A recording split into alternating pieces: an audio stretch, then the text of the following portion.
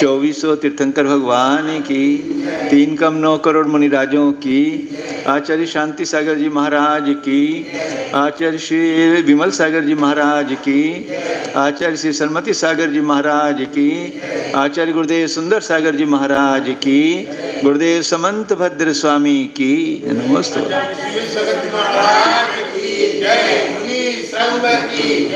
भव्य आत्माओं, आत्मानुशासन ग्रंथ है आचार्य गुण भद्रदेव स्वामी द्वारा लिखा हुआ। आचार्य भगवान श्रावक से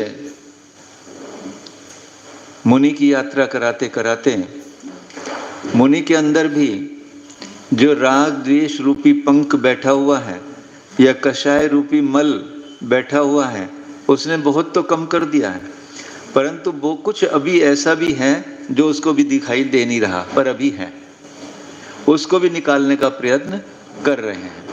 आज चलेगा 200 तो 30 होना चाहिए।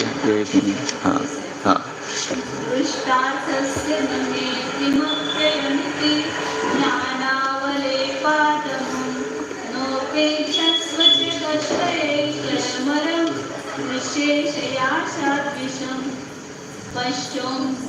पश्चाम्बो निधिमप्यगाध सलिलं बाबाद्यते वाडव क्रोडीभूत विपक्षकस्य जगति प्रायेण शान्तिभूत।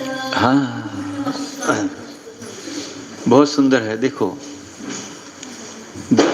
दृष्ट अर्थस्य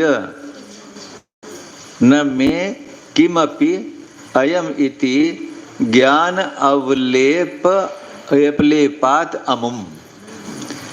इस ज्ञान के गर्व से, अवलेप माने गर्व करना, हाँ, इस ज्ञान के इस घमंड से कि दृष्ट अर्थस्य, यानी जो कुछ भी दिखाई देता तीनों लोक में, उन सब पदार्थों को न मैं किमपि अयम, मैंने सबको जान लिया है, सब पदार्थ के अर्थ को मैंने जान लिया है।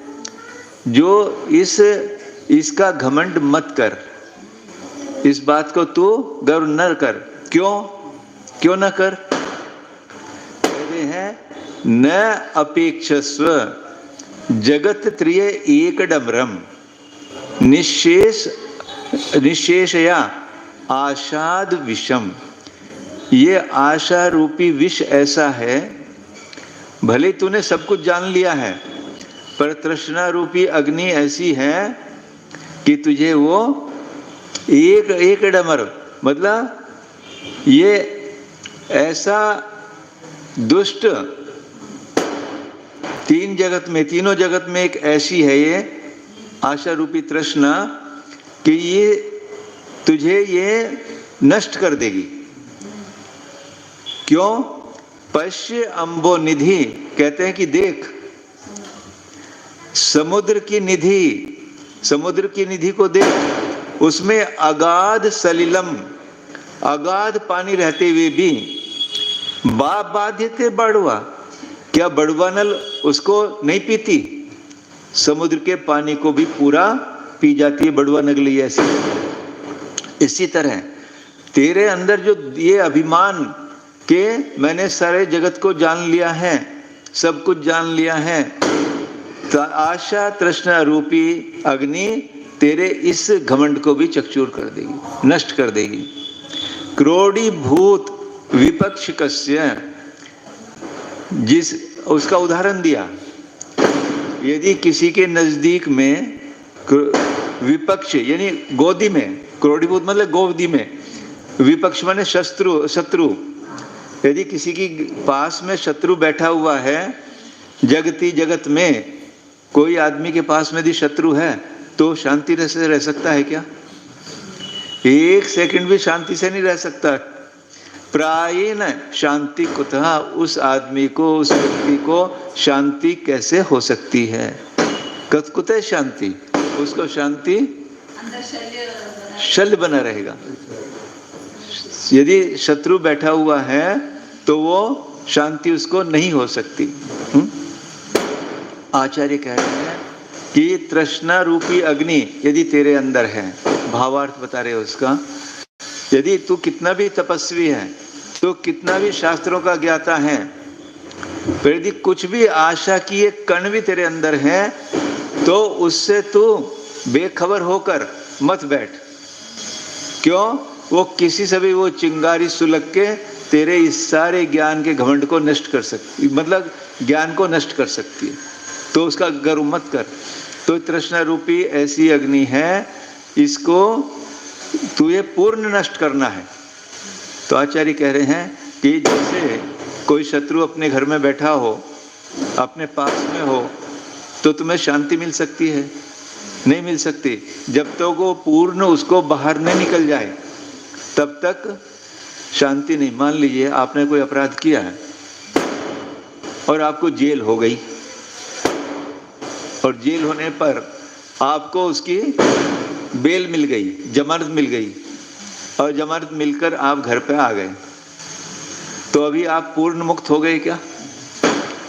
जब तक मुकदमे से हम पूरा बरी नहीं हो जाएंगे, तब तक अंदर शल्य बनी रहेगी, कोर्ट से कब बुलाया आ जाएगा और मुझे जाना पड़ेगा। होता है ना ऐसा। और जिसको जजमेंट आ गया, तुमको बरी किया जाता है, और वो अपने घर में सीना तान के अब मुझे कोई बुला नहीं सकता, तो दोनों में कितना अंतर है। इसी तरह से यहाँ जिसके अंदर तृष्णा रूपी अग्नि अंदर बैठी हुई है, तृष्णा रूपी दुश्मन बैठा हुआ है, उसको शांति कैसे होती है?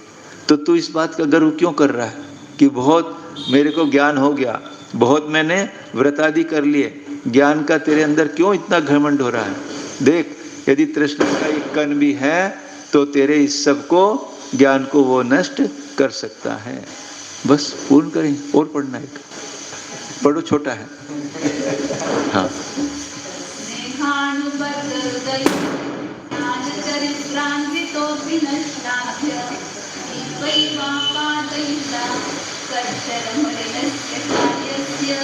बहुत आगे के कई श्लोक बहुत सुंदर है इसमें।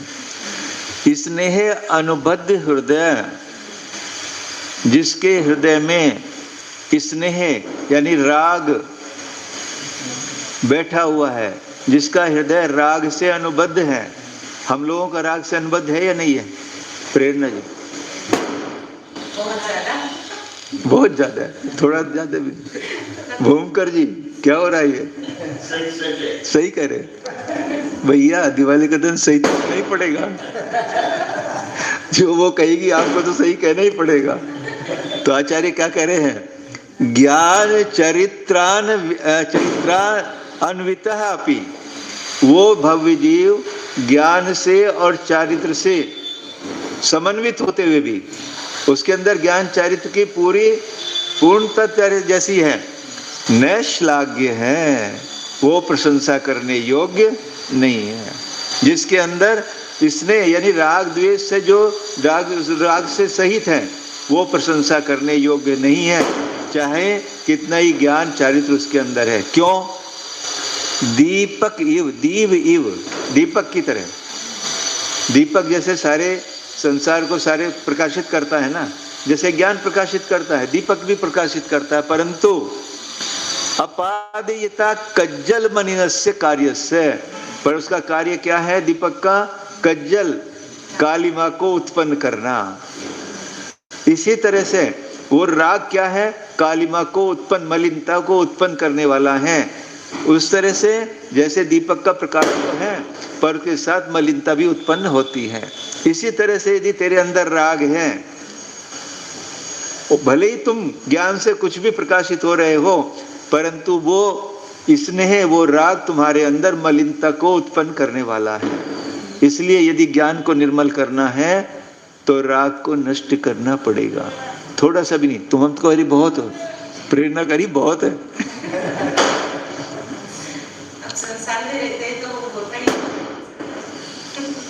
हाँ, इसको धीरे धीरे धीरे कम करना है, क्योंकि इस पर्याय में कम कर सकते हैं। हाँ, एक और ले तो ले।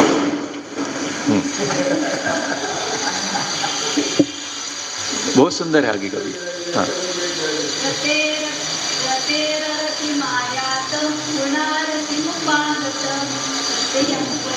प्राप्य कालिशो वदति तस्मै। हाँ, रते है अरतिम आयातः। रते किसी वस्तु में हमारा राग हुआ, वो राग हमारा उससे अरति उत्पन्न करता है। रसगुल्ला खाते जाओ खाते जाओ खाते जाओ, 11-12 भी खा लिए, और ले लो, क्यों नहीं, अच्छा है ना। तो जिससे रति थी, जिस विषय भोग से रति थी, वो भोग हमें अरति उत्पन्न करता है और पुनः रतिम उपागता, और फिर उसको खाने की इच्छा होती है। विषय भोग को भोगा, भोगने पर उससे अरति हुई और फिर कुछ दिन बाद फिर भोगने की इच्छा होती है। परंतु क्या कहते हैं आचार्य, तृतीयम पदम अप्राप्य। रति और अति, राग और फिर राग, फिर, परंतु तीसरा पद कैसा है, वीतराग। ऐसे वहां तो रति अप्रति अरति हुई, फिर अरति से रति हुई, पर एक बार यदि अरति यानी यदि एक बार वीतराग पद हमको प्राप्त हो गया, आचार्य कहते हैं वीतराग, तृतीय पद वीतराग पद को प्राप्त न करके बालिशः, हे अज्ञानी जीव, बत खेद है कि तू दुख को प्राप्त होता है। ये सब तो छोड़ने योग्य है। वीतराग पद को जो प्राप्त करने योग्य है, उसको नहीं प्राप्त करते हुए तो इन भोगों में, राग द्वेष में,